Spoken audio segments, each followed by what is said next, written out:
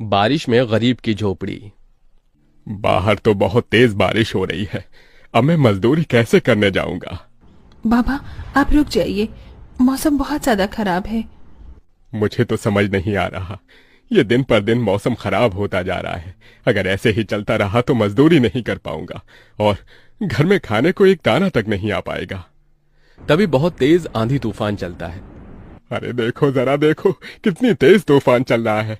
अरे महेश बेटा, तू झोपड़ी के ऊपर तिरपाल तो लगा कर आया था ना? हाँ बाबा, लगा दी थी तिरपाल। और उसके ऊपर तूने ईंटें रखी थी या नहीं? बाबा, ईंट रखना तो मैं भूल गया। महेश के इतना कहते ही झोपड़ी के अंदर बारिश की वजह से पानी टपकना शुरू हो जाता है। हे भगवान महेश, तूने ये क्या किया? तुझे मैंने कहा था बारिश और तूफान तेज है, तुझे ईंटें रख देनी चाहिए थी। मुझे लग रहा है कि तिरपाल उड़ गई। चल चल मेरे साथ चल। अब तुझे मेरे साथ भीगते हुए मेहनत करनी होगी, नहीं तो पूरे घर में पानी ही पानी भर जाएगा। देवेश इतना बोल ही रहा था कि घर के अंदर वाकई छत से पानी टपकने लगा। हाँ पिताजी, आप सही कह रहे हो, चलो चलते हैं जल्दी से। दोनों बाप बेटा बारिश में बाहर निकलते हैं और झोपड़ी की छत पर तिरपाल को सही से लगाना शुरू कर देते हैं। अरे बेटा, ईंट को अच्छे से रखना, कहीं ईंट गिर न जाए। ठीक है पिताजी, सही सही रखूंगा। महेश इतना कहकर अच्छे से ईंट से तिरपाल को दबाने लगता है, जिससे छत ढक जाती है और झोपड़ी में पानी टपकना बंद हो जाता है। लेकिन इसी के चलते हुए बेचारे दोनों के दोनों बहुत बुरी तरह भीग जाते हैं। अरे चलो बेटा, बहुत ठंड हो रही है, बाहर घर में चलते हैं। चलो, बरसात में मौसम बिल्कुल ठंडा हो गया है। हाँ पिताजी, आपने बिल्कुल सही कहा, चलिए। जब दोनों बाप बेटा घर के अंदर आ जाते हैं तो मेघा उन्हें सूखा कपड़ा देती है और अपना शरीर पोंछने के लिए कहती है। आप लोग अपना शरीर पोंछ लो और सूखे कपड़े पहन लो, नहीं तो ठंड लग सकती है। मेघा के दिए हुए कपड़े दोनों पहन लेते हैं। तभी बीमार शकुंतला बिस्तर पर पड़ी हुई मेघा से कहती है, अरे बेटी, तूने खाने के लिए कुछ बनाया नहीं? माँ, मैं बारिश के रुकने का इंतजार कर रही हूँ। घर के अंदर खाना कैसे बनाऊंगी? सारे में धुआं ही धुआं हो जाएगा। मेरी दवाई का समय हो गया है और मुझे भूख भी लग रही है। ठीक है माँ, मैं कुछ करती हूँ। मेघा अपने सिर पर एक सफेद कट्टा रखकर बारिश से बचते हुए बाहर से कुछ ईंटें लाकर घर के अंदर ही छोटा सा चूल्हा बना लेती है और उसी पर खाना बनाना शुरू करती है। अरे बेटी, पूरे घर में धुआं ही धुआं हो गया है। पिताजी, खाना बनाना भी तो बहुत जरूरी था। मेघा जैसे तैसे करके जल्दी जल्दी खाना बना लेती है। वो खाने में नमक मिर्च वाले चावल ही बना पाती है। माँ, माँ उठो, ये लोग खाना खा लो। शकुंतला मेघा के हाथों से खाना खाती है। शकुंतला के पूरे शरीर को पैरालाइज हुआ था, जिसके कारण ना तो वो हिल सकती थी और ना ही वो उठ सकती थी।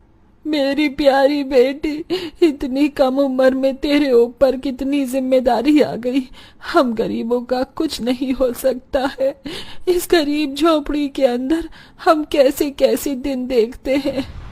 कोई बात नहीं माँ, बच्चे समय के अनुसार बड़े होते हैं, लेकिन मैं समय से पहले बड़ी हो गई हूँ। आपको तो खुश होना चाहिए।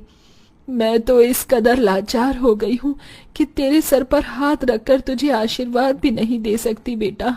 शकुंतला की आंखों से आंसू निकल रहे थे। मेघा उसके आंसू पोंछकर अपनी माँ को हौसला देती है, जिसके बाद वो अपने भाई और पिता के साथ बैठकर खाना खाती है। बारिश होती ही रहती है, लेकिन बारिश रुकने का नाम ही नहीं लेती। खाना खाकर वो सभी सो जाते हैं। आधी रात के समय जिस तरफ शकुंतला का बिस्तर होता है, वहां पर पानी टपकना शुरू हो जाता है। अरे ये क्या, पानी टपक रहा है। मेघा, मेघा, लगता है सो गई। अब मैं क्या करूं? ये पानी तो धीरे धीरे टपकता ही जा रहा है। शकुंतला रात भर अपने ऊपर टपकते हुए पानी को ऐसे ही झेलती रहती है, जिसकी वजह से सुबह तक उसके पूरे शरीर में बुखार फैल जाता है। अरे अरे ये क्या माँ, आपको तो बहुत ही बुखार हो गया है। रात भर ये झोपड़ी की छत टपकती ही रही। मैंने तुम्हें उठाने की कोशिश की, लेकिन तुम्हारे तक आवाज नहीं गई। ये सुनकर मेघा को बहुत अफसोस होता है। वो सूखे कपड़ों पर अपनी माँ को सहारा लगाकर लिटा देती है और उनके कपड़े भी बदल देती है। लेकिन तभी अचानक से गांव में बाढ़ आ जाती है। अरे अरे ये क्या हो, यहाँ तो पानी भर रहा है। अरे लगता है गांव में बाढ़ आ गई है। अरे हम लोग क्या करें? अरे बेटा महेश, अरे भाई, अपनी माँ को कंधे पर उठा, नहीं तो हम सभी बह जाएंगे। अरे पानी में कोई जुगाड़ करता हूँ बेटा। देवेश फौरन घर के बाहर जाता है। जहां वो आसपास देखता है, उसे एक रेडी दिखाई देती है। देवेश उसे लेकर आता है, जिस पर शकुंतला को लिटा देता है। अरे चारों तरफ पानी ही पानी हो रहा है। हमें अब यहाँ से जाना होगा, नहीं तो पानी में हम डूब जाएंगे। तभी अचानक से उनकी झोपड़ी पानी में डूबकर बह जाती है। हमारी झोपड़ी चली गई। बेटी, अब हमें भी यहाँ से चलना होगा। तुम्हारी माँ को यहाँ से किसी ऊंचे स्तर पर लेकर जाना होगा। देवेश, महेश और मेघा तीनों शकुंतला को रेडी के साथ वहां से ऊंचाई पर लेकर जा रहे होते हैं, लेकिन पानी बहुत ज्यादा होने की वजह से रेडी का संतुलन खराब हो जाता है और वो पानी के साथ बहने लगती है। पिताजी, पिताजी, माँ रेडी के साथ पानी में बहते हुए जा रही हैं। हे भगवान, अब हम लोग क्या करें? अरे हम लोग भी डूब रहे हैं। कोई सहारा मिलेगा तो हम यहाँ से बाहर निकल पाएंगे, नहीं तो पता नहीं आज क्या होगा। हे भगवान, कोई हमारी मदद करो। हे ऊपर वाले, कुछ तो करो। तभी मेघा को एक बड़ी सी लकड़ी का सहारा मिलता है। वो उस लकड़ी के सहारे अपने पिता और भाई को भी बचा लेती है, जिसके बाद वो तीनों लकड़ी के सहारे तैरते हुए एक ऊंचे स्तर पर पहुंच जाते हैं, जहां पर काफी लोग होते हैं। हे भगवान, मेरी 8 साल की बेटी थी, कहीं नजर नहीं आ रही। इस बाढ़ के कारण वो पता नहीं कहां पानी के साथ ही बहती चली गई। वहां सभी अपने परिवार को लेकर दुख में थे और यहाँ मेघा, देवेश, महेश तीनों शकुंतला के लिए फूट फूट कर रोने लगे थे। मेरी माँ पता नहीं कहाँ चली गई, पता नहीं किस हाल में होगी वो। क्या वो अभी जिंदा होंगी या नहीं? तुम ये कैसी बातें कर रही हो? हौसला रखो, सब कुछ ठीक हो जाएगा। माँ वापस आएंगी।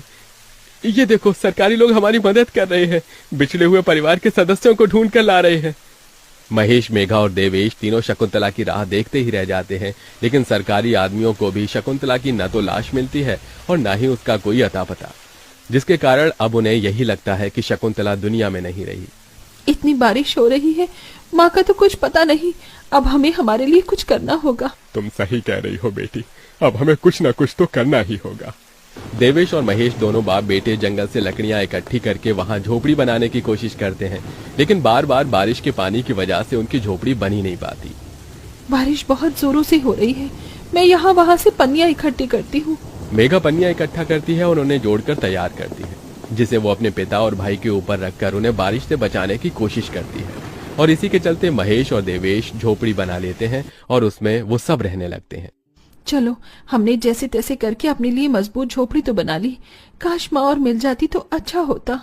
मेघा अफसोस करते हुए रो रही थी कि तभी उसे झोपड़ी के बाहर से अपनी माँ की आवाज आती है। मेघा, महेश, कहाँ हो तुम दोनों? मेरे बच्चों, कहाँ हो तुम दोनों? मेघा, ये तो माँ की आवाज है। मेघा जैसे ही झोपड़ी के बाहर आती है, वो बारिश में भीगते हुए अपनी माँ को खुद अपने पैरों पर चलकर आते हुए देखती है।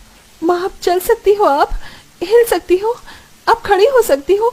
ये सब कैसे हुआ? ये तो एक चमत्कार है। बहते बहते पता नहीं मैं कहाँ पहुँच गई थी और बेहोश हो गई थी। जब होश आया तो हाथ पैर अपने आप काम करने लगे थे।